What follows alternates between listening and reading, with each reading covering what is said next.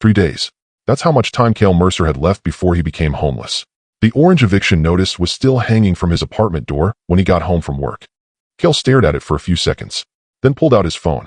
His bank balance was $41.83. He checked twice. It was still $41. Rent was overdue. His credit card was maxed out. His car hadn't started in weeks. And the power company had just shut off his electricity that morning. At this point, life wasn't kicking him while he was down. Life was using him as a punching bag. The worst part? He had nobody left to call. No rich relatives. No friends willing to lend money. No miracle waiting around the corner. At least, that's what he thought. Because less than 10 minutes later, his phone rang. Unknown number. Normally, he would have ignored it. Debt collectors had been calling nonstop lately. But something told him to answer. Hello? Mr. Cale Mercer? The woman's voice sounded professional. Almost too professional. Yeah. I'm calling regarding your grandfather's inheritance. Cale froze. Inheritance? That made absolutely no sense. His grandfather, Arthur Mercer, had died 2 weeks ago.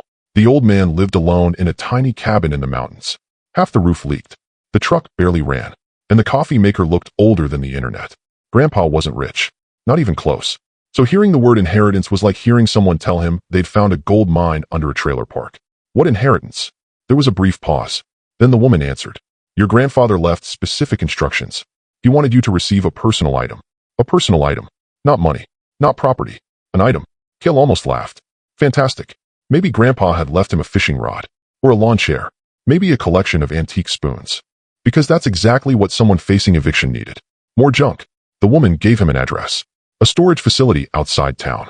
Then ended the call. Cale stared at the phone. Something felt strange. His grandfather had never been the sentimental type. The old man rarely called. Rarely talked. Rarely explained anything. But one memory suddenly resurfaced. A conversation from years ago. He'd been 12 at the time. Sitting on Grandpa's porch. Watching the sunset.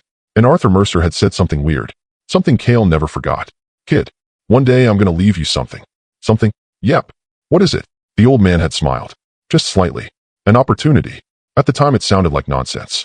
Now, standing in a dark apartment with $41 to his name and an eviction notice on the counter, Cale couldn't stop thinking about it. Because for the first time in weeks, it felt like something was about to happen. And he had absolutely no idea that by this time tomorrow, his entire life would change forever. The storage facility sat on the edge of town. The kind of place nobody visited unless they absolutely had to. Rows of metal units stretched into the distance beneath a gray sky. Cale parked his car and checked the address again. Unit 147. His grandfather's unit.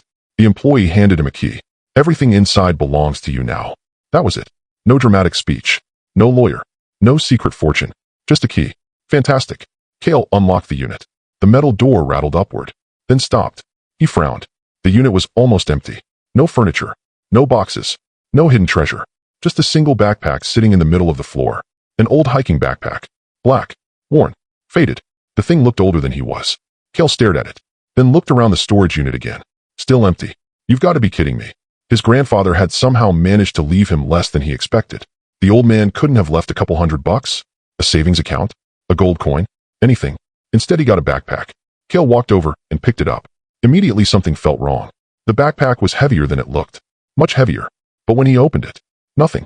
Empty. Completely empty. Then he noticed the folded note tucked inside. Kid, if you're reading this, then I finally ran out of time. Sorry about that. Inside this backpack is an opportunity. Don't waste it. Don't get greedy. And whatever happens, honor your deals. Love. Grandpa. Cale sighed. Great. Cryptic last words. Exactly what he needed. He shoved the note into his pocket and carried the backpack home. The entire drive back he kept thinking about the eviction notice waiting for him. 3 days. That was all he had left. 3 days before he was homeless. By the time he returned to his apartment, it was already dark. He tossed the backpack onto the couch. Then froze. The couch vanished. For one full second Cale's brain stopped working. The couch was gone. Just gone. What? He rushed forward, opened the backpack, and nearly dropped it. The couch was inside. Not crushed. Not folded. Inside. As if the backpack contained an entire warehouse hidden beyond the zipper. For a few seconds, my brain completely stopped working. I stared into the backpack, then looked at the couch, then back into the backpack, then back at the couch. The couch kept winning the argument. Because somehow it was inside. Just floating there in a massive empty space that definitely shouldn't fit inside a backpack. I rubbed my eyes. Looked again. Still there. Yeah, I agree, Cale. This completely defies the laws of physics. A brief pause. But then again, This is basically a manga, so physics probably gave up chapters ago. No way. He grabbed a chair, dropped it inside. Gone. Lamp. Gone. Coffee table. Gone. Everything disappeared. Yet the backpack never became heavier. Never became larger. Nothing made sense. Then a blue screen appeared. Merchant backpack recognized. Successor confirmed. Arthur Mercer, deceased. Cale Mercer, accepted. Cale stumbled backward. What the hell is happening? The backpack suddenly began glowing. Golden light leaked through the seams. Then reality itself cracked. A thin golden fracture appeared in the air above the backpack. Like someone had taken a knife to the world. The crack widened and widened until it became a doorway. On the other side was another world. A ruined city stretched across the horizon. Collapsed buildings. Burned cars. Abandoned streets. Silence. The kind of silence that only existed after everyone was already dead. Another notification appeared. Dimensional Merchant System bound. Merchant Level 1. Main Quest. Complete your first trade. Reward. Merchant Experience plus 10. Store Reputation plus 1. Unlock new features. Cale stared at the quest. Then at the destroyed city. Then back at the quest. Trade what exactly? The system immediately answered. Current merchandise. 1 pack gum. 1 protein bar. 32 cents. Cale stared at the list. Then laughed. A long, tired laugh. Because apparently his entire future now depended on a protein bar and a pack of gum. The blue system window flickered again. Open stall. Yes, no. Stall status. Closed. You may open or close your stall at any time. Deploy merchant stall. Cale stared at it. Then shrugged. Sure. The world shimmered. Wood creaked. A small stall appeared beside him. It looked almost laughably ordinary. A wooden counter. A simple canopy. A hanging sign. Nothing magical. Nothing impressive. Just a tiny roadside shop in the middle of the apocalypse. Cale opened his mouth. Then a warning flashed. Alert. Potential customers detected. 3 survivors nearby. Send merchant invitation? Huh. Before he could think too hard about it, Cale pressed yes. Far away, 3 exhausted survivors sprinted down a ruined street. A young woman. 2 men. Behind them came a horde. Dozens of infected. The woman's lungs burned. One of the men was limping. The other was covered in blood. Then all 3 froze. A blue notification appeared in front of their faces. Merchant invitation received. A safe trading zone has been established. Accept. Is this a trap? The limping man shouted. The horde got closer. The woman hit accept first. We don't have time. The others followed. Golden arrows appeared in front of them. Like a GPS. The arrows pointed down a side street.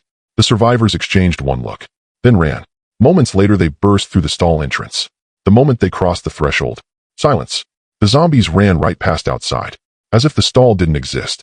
As if the survivors had vanished. The 3 collapsed onto the floor. Breathing hard. The woman looked around. What is this place? Cale honestly didn't know how to answer that. Shop. The survivors stared at him. Then at the stall. Then back at him. One of the men pointed. Do you have food? Cale checked his inventory. The system answered immediately. Current merchandise. 1 pack gum. 1 protein bar. The silence was painful. The survivors stared. Cale stared. The system stared. Finally Cale cleared his throat. I just opened. The woman laughed despite herself. A tired laugh. Fair enough. Cale placed the protein bar and gum on the counter. The 3 split them between themselves. Small pieces. Tiny bites. Not enough to fill anyone. Yet the reaction shocked him. The limping man closed his eyes. For a second, he looked emotional. I forgot what real food tasted like. The other man nodded. I haven't eaten anything that wasn't expired in weeks. Cale's eyes narrowed. An idea formed. Slowly. Dangerously. You guys are scavengers, right? The 3 looked up. Yeah. Then you already know where everything is. Nobody said anything. He continued. Supermarkets. Jewelry stores. Pawn shops. Banks. People's houses. The survivors frowned. What about them? Cale looked at the 3 of them. I've got a deal for you. The stall went quiet. You bring me valuables. Gold. Jewelry. Watches. Diamonds. Anything worth money. The survivors immediately went silent. Cale leaned forward. Drew blinked. Lena swallowed. Cale pointed at the counter. In return, I'll get you supplies. The stall became even quieter. Cans of food. Clean water. Medicine. Noodles. Anything worth money. Nobody spoke. For several seconds, all 3 simply stared at him. Finally Drew laughed. Gold. Cale shook his head. The stuff nobody cares about anymore? Exactly. The 2 men looked at each other. Then at Lena. Then back at Cale. Lena rubbed her forehead. Are you crazy? Maybe. Cale said, don't worry about that. But I still want it. The survivors stared at the glowing food icons. Then they looked at one another, exchanging a silent glance that seemed to settle something between them. Then at Cale. Cale folded his arms. You bring me gold. I'll bring supplies. Simple. The survivors immediately went silent. Kalen leaned forward. Drew blinked. Lena swallowed. The silence stretched for a few more seconds. Then Lena extended her hand. Deal. Kale shook it. A laugh almost escaped him. He caught it at the last second. The situation was ridiculous. The world had ended. Monsters were everywhere. Humanity was hanging on by a thread. And somehow he'd just negotiated a legitimate business contract in the middle of the apocalypse. Since the portal opened, he had done little more than survive. Now he finally had a direction. Good. He released her hand. I'll be here tomorrow. The survivors waited. Kale pointed toward the ruined city outside. Same time. Tomorrow afternoon. Bring valuables. I'll bring supplies. Lena nodded. Kalen nodded. Drew pushed himself to his feet. The deal was done. The three turned and headed toward the stall entrance. Then, a blue notification appeared. Transaction incomplete. Payment required. Everyone froze. The survivors slowly turned around. Kale blinked. The survivors blinked. The system remained completely serious. Kale looked at them. You didn't pay for the food. The survivors looked at each other. Then at the half-eaten protein bar. Then at the gum. Then at each other again. Drew scratched the back of his head. Right. We kind of forgot about that. Lena winced. Sorry. Kalen dug through his pocket. I don't have any gold. Neither did the others. For a second Kale felt a headache coming. Then Kalen pulled out a small crystal. A cloudy gray shard the size of a marble. Lena produced another. Then Drew. A small pile appeared on the counter. 5 crystals in total. Kale frowned. What are these? Zombie cores. Drew shrugged. Every survivor collects them. Some people trade them. Some people hoard them. We use them for gambling, favors, information. They've basically become apocalypse currency. Kale was about to reject them. Then the system suddenly flashed. Payment method detected. Zombie core accepted. Kale paused. The survivors paused. Everyone stared at the screen. The blue window expanded. New information. Zombie cores function as dimensional currency. Used for merchant store purchases. Additional uses unlock at higher merchant levels. Kale's eyes widened. Slowly. Very slowly. He looked down at the 5 tiny crystals. Then back at the system. Then back at the crystals. Suddenly they looked a lot more valuable. Transaction completed. First trade completed. Merchant experience plus 10. Merchant level increased. A golden light flashed. Merchant level 2. New feature unlocked. Staff slot times 1. Inspect skill unlocked. Kale grinned. The grin immediately worried everyone. What? Lena asked. Nothing. The grin got bigger. Nothing at all. The 3 survivors exchanged nervous looks. Then decided not to ask. A few moments later they stepped through the stall entrance and disappeared into the ruined city. The stall became quiet. Kale stood alone. The blue system window floated before him. Merchant level 2. Staff slot available. Inspect skill unlocked. Outside, the apocalypse continued. Inside, Kale stared at the new notification. A staff slot. The corner of his mouth twitched upward. For some reason, that felt important. Very important. Kale stared at it. Then stared harder. A staff slot. Not a guard. Not a soldier. Not a fighter. A staff slot. Which meant employees. The system wasn't building a bunker. It was building a business. A very strange business. A thought immediately appeared in his head. Emily. Emily Carter. The blonde cashier he'd worked with for nearly 2 years at the convenience store. 22. Smart. Reliable. Able to survive an angry customer screaming about expired coupons without blinking. If anyone could run a shop during the apocalypse, it was probably Emily. The question was whether she still worked there.